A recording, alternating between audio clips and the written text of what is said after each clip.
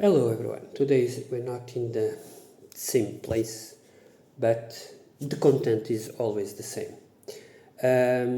So let's talk about the books I've read this month of October.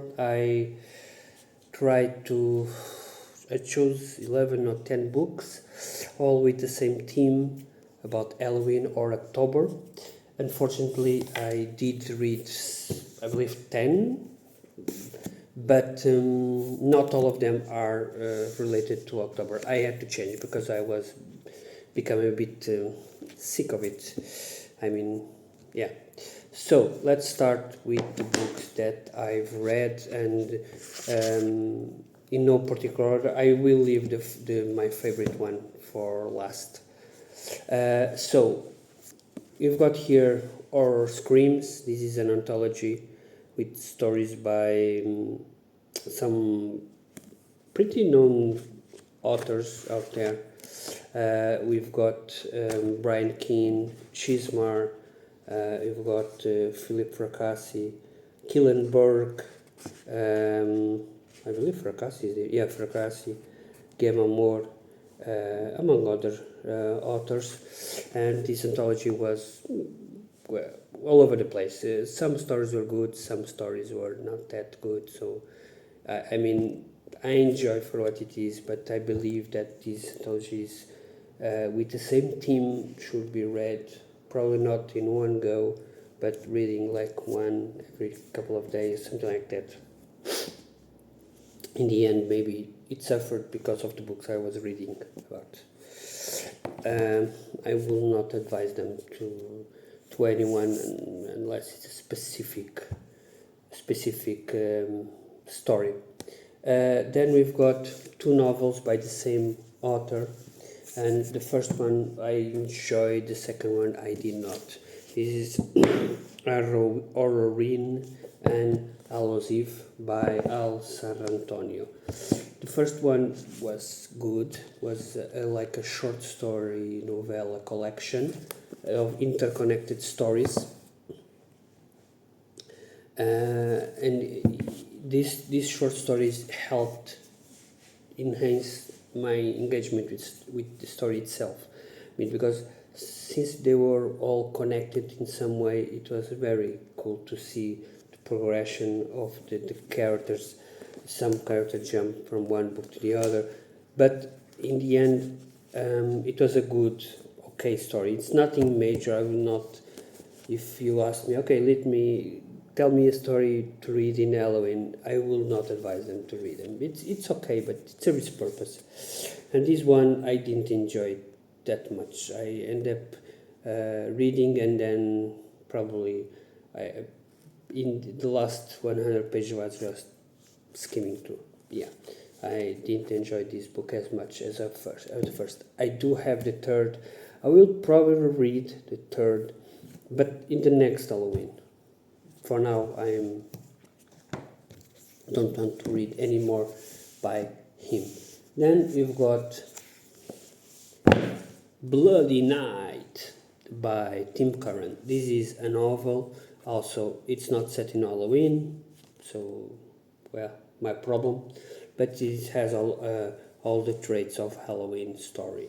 So basically, you have 4 characters, 4 women that are captured, and we start the story them being captured, already captured, and then they have to survive the night. And if they survive the night, well, good for them. If not, they will, well, something happens. And the story itself was good. I do think that it suffered a bit out because there are 2 characters, and each chapter jumped from one character to the other and so on. And there were characters that well developed, others not as much, and the story itself was okay. Basically, these wolves, they wanted sport. They wanted to capture, kill, and hit the person, basically. So yeah, it's an okay story. It's not my favorite of Tim Curran, but it serves the purpose of Hunt. If you want like a fast-paced thriller or that deals with werewolves and other stuff that werewolves do, I would kind of advise you to read this. The cover is very excellent, as all books by Weird. Wow, sorry, my throat, my throat hurts. Weird House Press. Talking about Weird House Press, we got another novel by Taylor James. And this is a story, a very interesting story. It's a novel, then it has 3 short stories connected to it. It has some good illustrations within, some illustrations within, not that many, but some that will help you enhance the story. And this story is about a house, or 3 houses in this case, that are, well, haunted or something like that. Something happens in these houses, and they are going to be demolished, but one of the houses has another, well, it doesn't want it to be demolished, so it does things to the people around the house and make them behave different from what they usually behave. There are some characters that want to destroy it, some that want to preserve the stories. It's a very cool story. I really enjoyed the first story. I didn't enjoy the short stories, but I don't think they are needed. They do try to enhance the story within, but it's not necessary, to be fair.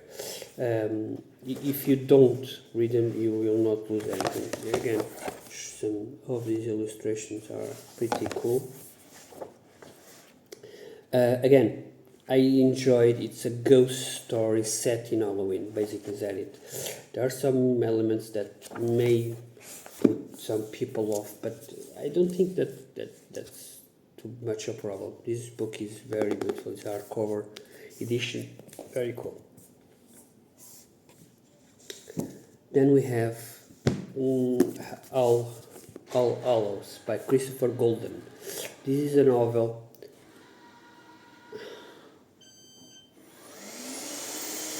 Sorry. Set in Halloween, and this is a story about a family that wants to.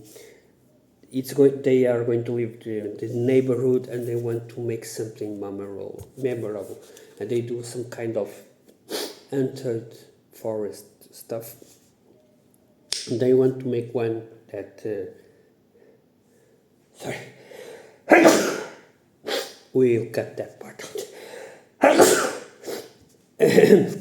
Sorry, and they wanted to make a party, a Halloween party that will make people remember and amass some money to charity. There are several characters in this novel. We're talking about this family. Sorry, again. And they want to make this party memorable, and they want to make it something new. I already talked about this. I did enjoy the novel, what it's set to be, because it tries to go to get some information about pagan stuff.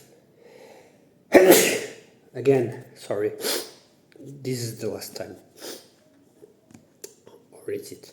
And they want to do, again, this story, it grabs something of pagan mystery, gods and beings, and they try to do something with it.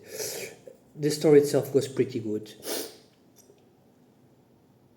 What I didn't enjoy on this writing is what Golden here tries to.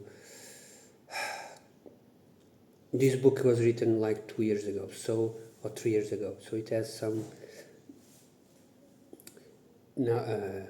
standard elements.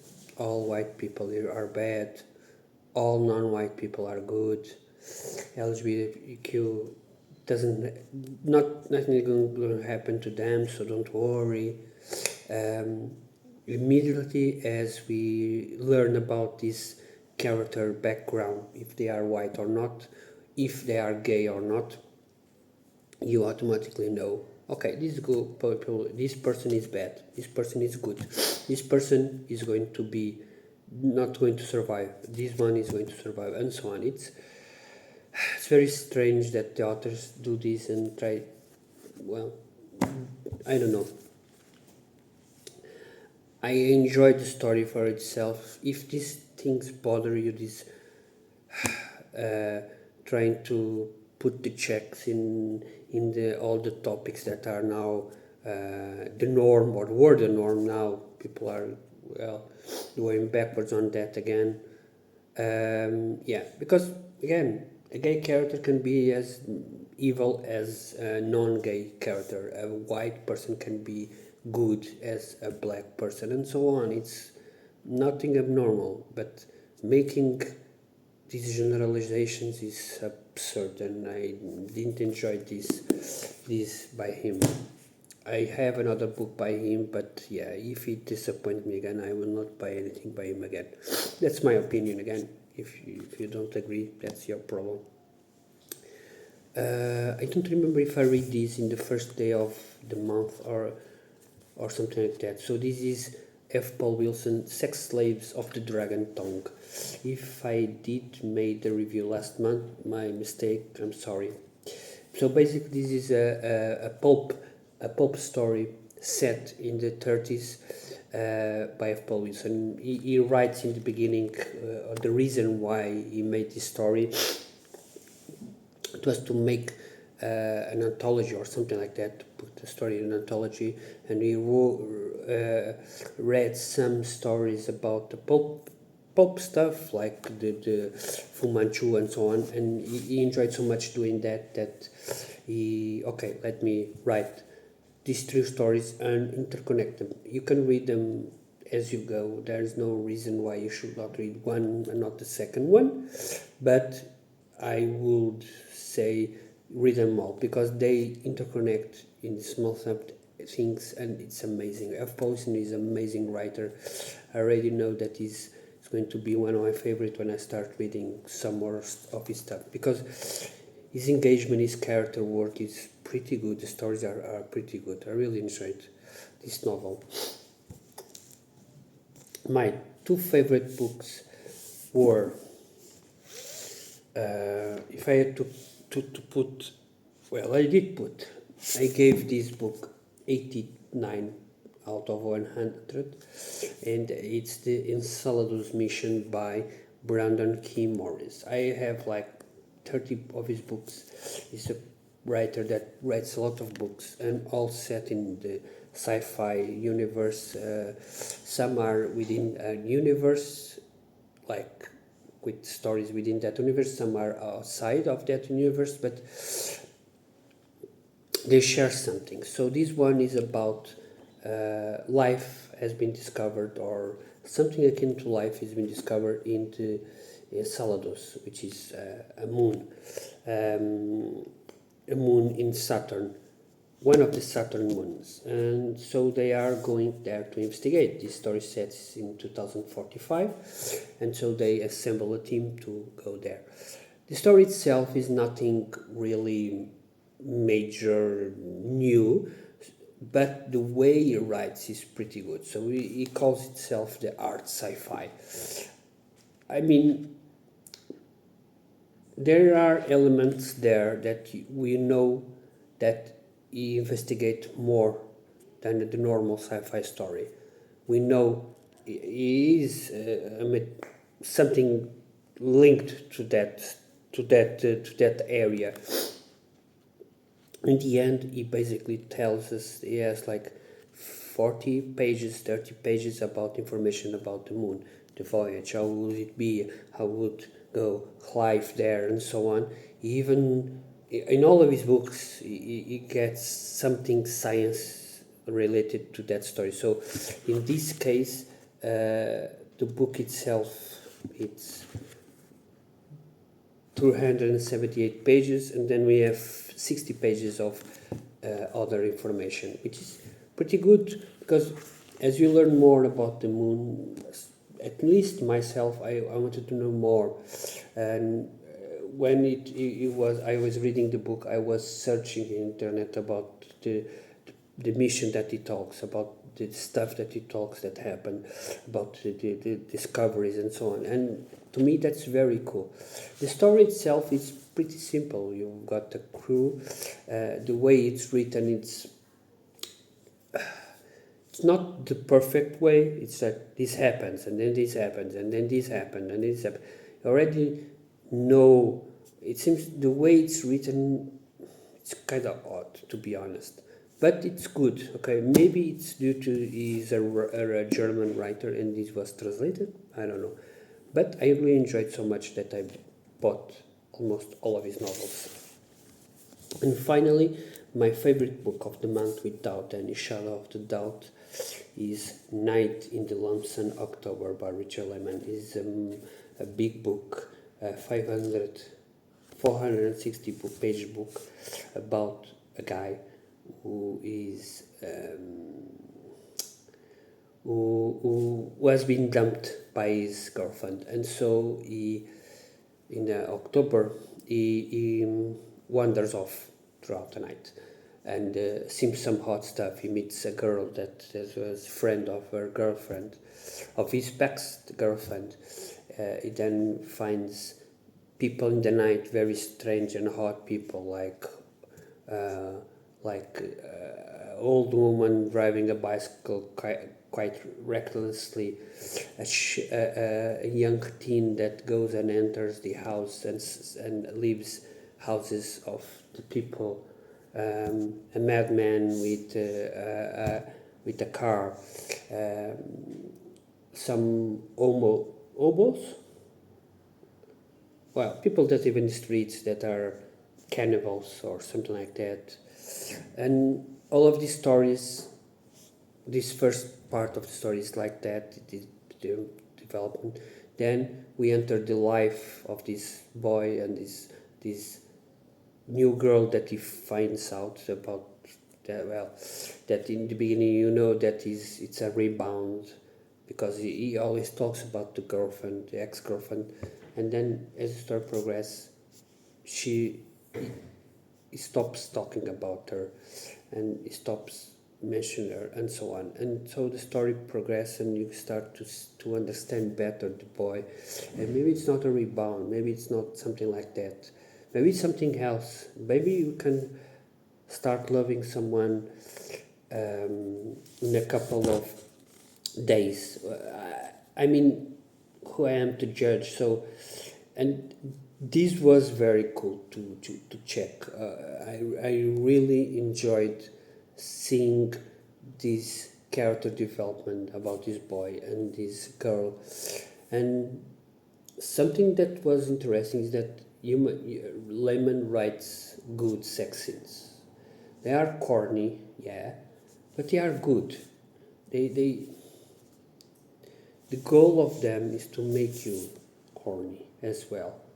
I mean, if you are not horny reading about it, it's kind of strange. It's not something that you want to read every day. I mean, unless you like this stuff.